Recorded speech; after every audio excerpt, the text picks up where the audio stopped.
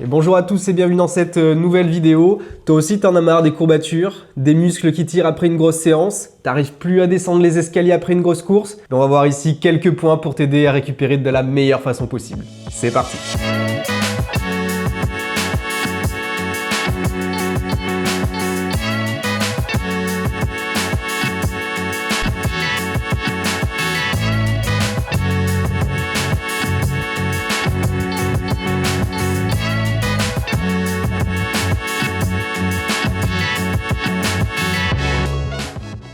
Alors avant de débuter, je tiens à préciser quand même que ceci est une liste non exhaustive. Ce sont des petits tips que j'ai pu prendre, que j'ai pu lire, que je peux utiliser également moi-même. Mais je précise également que je ne suis pas médecin, donc attention, tout ce qui est dit ici est issu de lectures, d'expériences ou d'études qui ont pu être publiées sur la course à pied et la récupération, mais il n'y a pas de science exacte. Et on commence avec le premier point.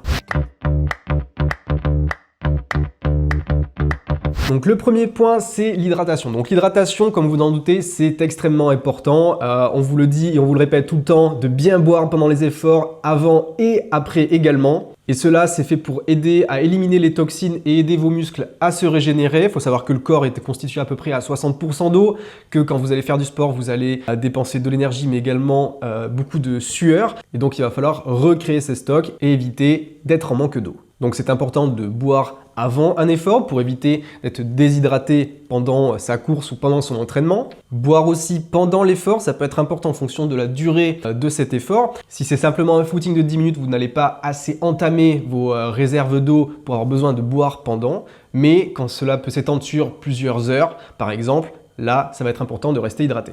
Mais de toute façon, nous, ce qu'on veut, c'est parler de l'après pour la récupération. Et donc le minimum pour se réhydrater, c'est déjà de boire de l'eau simple. Vous pouvez boire à peu près n'importe quelle eau, ça aura toujours des bienfaits, mais certaines sont plus intéressantes que d'autres. Et on a par exemple une eau qui est très réputée, on la voit partout sur les courses, et notamment sur les trails qui durent assez longtemps, où on a vraiment besoin de refaire ses réserves, c'est la Ceinture. Ceinture qui est très riche en minéraux et notamment en sodium avec plus de 1,7 g par litre. C'est beaucoup. Et pourquoi c'est important de prendre ces eaux qui vont être riches en minéraux? Eh bien c'est parce qu'en fait, on va perdre beaucoup de ces minéraux via la sudation pendant l'effort. En effet, on perd environ 1 g de minéraux par litre de sueur et en fonction de l'intensité de l'effort, on peut perdre entre 0,5 et jusqu'à plus de 1, voire aller jusqu'à 2 litres de sueur par heure. Et donc, il va falloir compenser ces pertes et la Ceinture en est un bon exemple. Et à noter que les eaux pétillantes, qui sont naturellement gazeuses, contiennent donc du gaz carbonique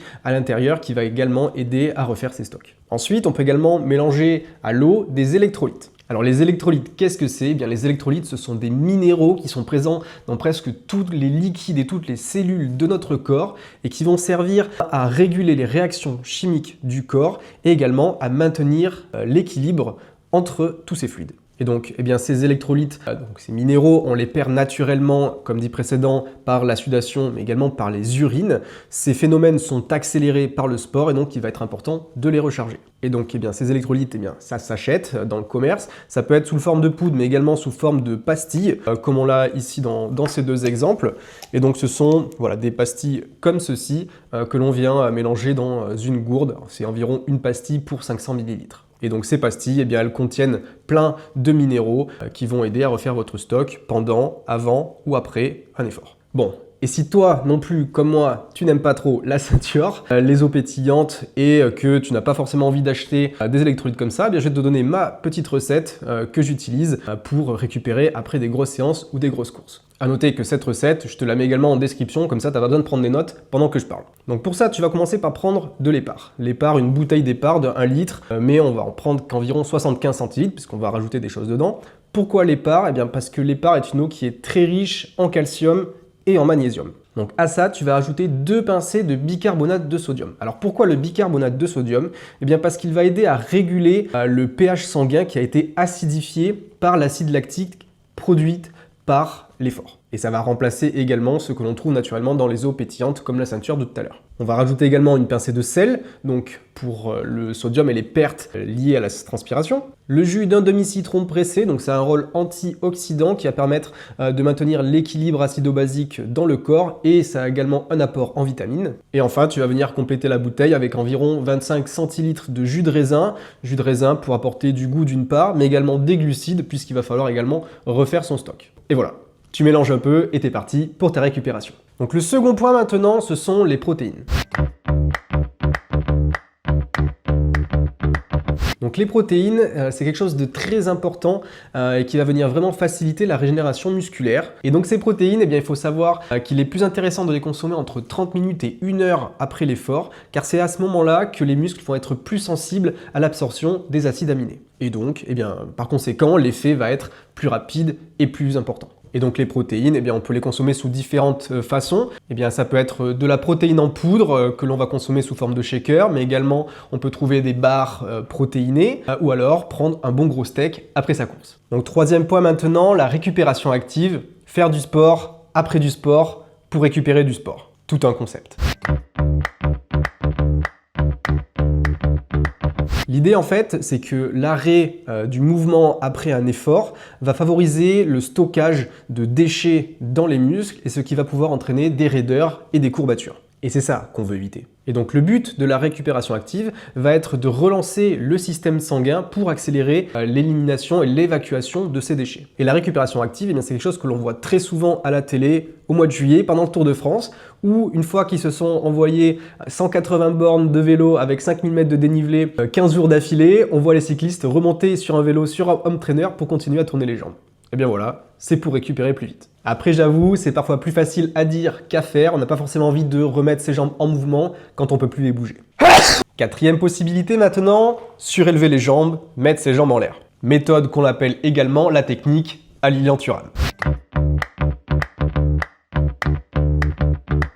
Donc l'idée ici va être de surélever ses jambes et d'utiliser la gravité afin de favoriser le retour veineux, éviter que le sang usagé reste stocké dans les muscles et limiter l'hypertension veineuse qui va être une des causes principales du moins de ce qu'on appelle les jambes lourdes qu'on peut avoir après des courses. Donc la méthode de la demi-chandelle, donc quand on va être allongé sur le dos avec les jambes presque à la verticale, c'est quelque chose que l'on peut tenir par exemple entre 5 et 20 minutes en fonction des besoins et des sensations. Quand on commence à avoir des fourmis dans les pieds, c'est qu'il est temps de les faire retomber. Mais on peut également le faire la nuit en positionnant par exemple un gros coussin en dessous du matelas et y passer la nuit avec les jambes légèrement surélevées. Ça marche aussi, c'est ce que je fais. À noter que le fait d'être allongé au calme sur le dos, les jambes en l'air, va également améliorer la détente globale et la relaxation, et c'est jamais mauvais. Cinquième point maintenant, les massages.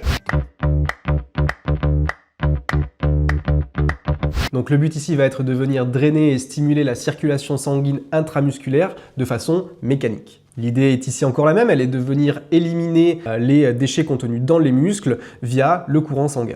L'idée ici va être donc de venir détendre le muscle, éliminer les raideurs et également redonner au muscle une certaine souplesse. Encore fallait-il en avoir avant.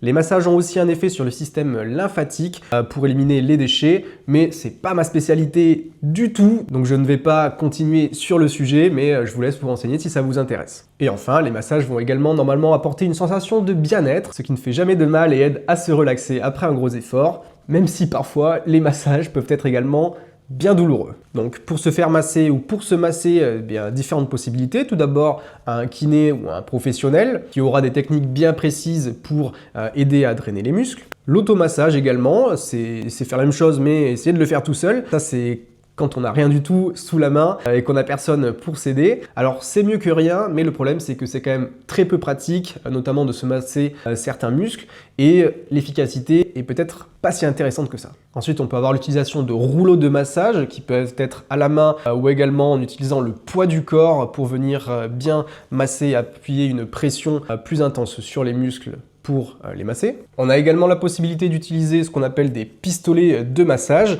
qui, eux, vont utiliser le système de la percussion pour venir masser le muscle. Je développe pas trop le sujet parce que je pense faire une vidéo spécifique sur les pistolets de massage. Et enfin, je vais également les mettre dans cette catégorie-là. Ce sont l'utilisation d'électrodes qui, elles, vont utiliser eh bien, des impulsions électriques pour avoir à peu près les mêmes résultats, ou en tout cas les mêmes résultats visés. Sixième point, la compression.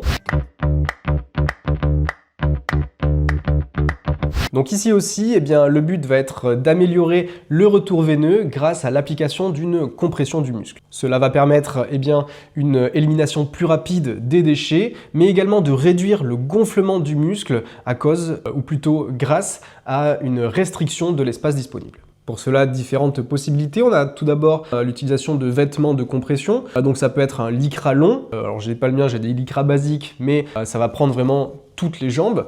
Ou alors également sous la forme simplement de cuissards, pour les cuisses forcément, ou bien de chaussettes de compression. Sinon, en moins cher, vous avez également une option qui est tout aussi efficace certainement. Eh bien, ce sont les bas de contention qu'on peut acheter directement en pharmacie, qui va vous servir à compresser les jambes et les cuisses. Ou encore, depuis peu, eh bien, l'utilisation de jambières qui vont utiliser de l'air pour gonfler et appliquer une pression variable sur les jambes. Septième point maintenant, les effets de la température sur la récupération, que ce soit le froid ou le chaud. Donc le froid, pour commencer, propose différentes propriétés. Tout d'abord, eh bien, une propriété antalgique, donc qui va venir diminuer ou réduire la douleur suite à un effort, par exemple. Une seconde propriété anti-inflammatoire, donc comme son nom l'indique, va venir réduire ou diminuer les inflammations. Et enfin, un effet qui va permettre de venir stimuler la circulation sanguine. Vous l'avez compris maintenant, ça aide à éliminer les déchets. Donc notre corps, à nous, la peau a environ une température de 35 degrés, et donc l'idée va être de réduire cette température. On peut atteindre jusqu'à 12-15 degrés, mais attention à ne jamais descendre en dessous de 7. On peut utiliser différents moyens pour venir réduire la température, donc par exemple de la glace, donc je ne parle pas ici de Häagen-Dazs, mais plutôt de poches de glaçons, ou alors on peut également utiliser des petits pois, les poches de petits pois qui servent bien pour les blessures, eh bien, ça peut également servir à venir réduire la température du corps. Faire un bain d'eau froide aussi, ou à la limite juste de quoi tremper ses mollets ou ses jambes. On peut également utiliser des bombes de froid, ou encore, si vous avez plus d'argent ou si vous avez accès à ces instituts, de la cryothérapie. La chaleur, quant à elle, a également des bienfaits. Tout d'abord, eh bien, une sensation de bien-être qui peut ne pas être désagréable du tout après un gros effort, mais également des propriétés de décontraction musculaire et qui vont également pouvoir redonner la souplesse plus rapidement aux muscles. Et pour cela, eh bien, différents moyens également, comme le bain froid, eh bien, vous pouvez faire un bain chaud, utiliser une bouillotte, faire un sauna, ou encore, si vous en avez, une couverture chauffante. Huitième point maintenant, les étirements statiques. J'ai bien dit statique, hein, pas dynamique. Donc étirements statiques, eh bien, c'est tout simplement les étirements où on va étirer le muscle pendant un certain moment, plusieurs secondes généralement, contrairement aux étirements dynamiques où là, ça va plutôt être des gammes, des talons-fesses, etc. Donc je ne vais pas trop m'attarder sur le sujet parce qu'il y a une vidéo spécialisée sur les étirements qui va pas tarder à arriver. À savoir que les étirements, c'est un sujet assez épineux parce qu'il y a beaucoup d'avis qui divergent, mais l'idée générale des étirements va être d'étirer le muscle, hein, forcément, de limiter les raideurs, de détendre les muscles et de les assouplir. Par contre, attention, on ne fait pas les étirements juste après l'effort, parce que sinon là, on risque la blessure. Donc on les laisse se reposer un petit peu, quelques heures, voire une journée, et après, on peut venir s'étirer. Neuvième point maintenant, le repos. Et oui, ça peut paraître bête, mais il faut laisser du temps à son corps et à ses muscles pour se refaire, pour se régénérer. Alors forcément déjà, on n'oublie pas de dormir, de se reposer, mais on va également venir éviter de faire des efforts trop soutenus pour ressolliciter les muscles. Non, on fait pas ça. Et cette période de repos, eh bien, elle peut s'étendre de simplement quelques heures, hein, après une séance pour des gens qui doublent dans la journée, parfois plusieurs semaines après des très très grosses courses. Ça dépend des courses et ça dépend des personnes. Et dixième point maintenant, eh ben c'est le point égocentrique, hein, parce que je voulais faire 10 points, j'en ai pas trouvé de dixième, donc je vais vous dire ce que moi je fais pour améliorer ma récupération. Parce que c'est bien beau, le faites ce que je dis, faites ce que je fais, mais moi, qu'est-ce qu'il en est? Donc moi, la priorité numéro 1 que je mets, c'est sur l'hydratation, boire boire et reboire beaucoup. Donc en fonction des cas, ça va être simplement de l'eau, des électrolytes ou alors bien mes boissons de récupération. Les protéines quant à elles, je sais que c'est important, mais je n'en prends pas forcément, que ce soit en bar ou en shaker. Ça va se limiter dans mes repas d'après-course, où ça peut se faire, par exemple, un bon gros burger. La récupération active, quant à elle, ça va être vraiment variable de mes objectifs qui vont suivre, du temps dont j'ai besoin pour récupérer et du moment auquel je veux reprendre des activités physiques et des entraînements. Par exemple, entre deux courses où j'ai besoin de récupérer rapidement, eh bien là je vais mettre toutes les chances de mon côté et je vais faire un petit peu de home trainer. Mais après l'Ultra Trail de mai où j'avais vraiment rien à portée de vue pendant un moment, j'avoue que là j'étais un petit peu plus en roue libre, hein, on va pas se mentir. Les jambes en l'air, je vais pas vous mentir, je n'applique pas énormément la méthode de la demi-chandelle. Je l'ai utilisée cette année sur le tour du lac avec l'autre fille le soir parce qu'on repartait le lendemain et j'avais pas grand chose sous la main pour récupérer. Mais sinon par contre ce que je fais, c'est de poser un coussin sous le matelas après une grosse course. Comme ça je dors avec les jambes un peu surélevées. Voilà, ça je le fais. Par contre, massage au pistolet, depuis que j'ai découvert ça, je l'utilise à foison, après les courses, après les grosses séances, je l'utilise tout le temps. Et la compression, c'est quelque chose que j'utilise également de façon assez régulière sur mes grosses courses, enfin toutes les courses où j'ai vraiment donné. J'aime bien cette sensation du muscle qui est comprimé après l'effort. Pendant l'effort, je supporte pas ça. Mais après, tout ce qui est lycra de compression, chaussettes, etc., ça j'aime bien. Et les étirements, eh bien, je le fais de façon régulière dans la semaine. Et après une grosse course, je vais également essayer de m'étirer plusieurs heures après ou le lendemain et les jours qui suivent pour venir redonner un petit peu de souplesse. Ok. Donc voilà, on a fait le tour de mes petites astuces et de mes petits conseils pour récupérer. J'espère que ça vous aura peut-être donné des idées pour améliorer vos récupérations. N'hésitez pas à venir me dire dans les commentaires si vous utilisez une autre technique que je n'ai pas mentionnée. Ça peut vraiment m'intéresser ou du moins peut-être intéresser quelqu'un d'autre qui viendra lire les commentaires. Je vous invite comme d'habitude à vous abonner à la chaîne YouTube, laisser un pouce bleu, un commentaire, ça peut vraiment m'aider. Vous pouvez également venir sur la chaîne Instagram, enfin sur le compte Instagram que je vous mets en haut. Tous les liens sont en description, tout est en direct sur le compte Insta. Et donc c'est le retour des vidéos toutes les semaines ou 2 semaines plutôt, ça me semble un peu plus raisonnable. Et là on va partir sur une bonne série de vidéos un petit peu équipement, technique, PPG, etc. alimentation. On va voir un petit peu tout en revue cette année. On se dit à bientôt, ciao.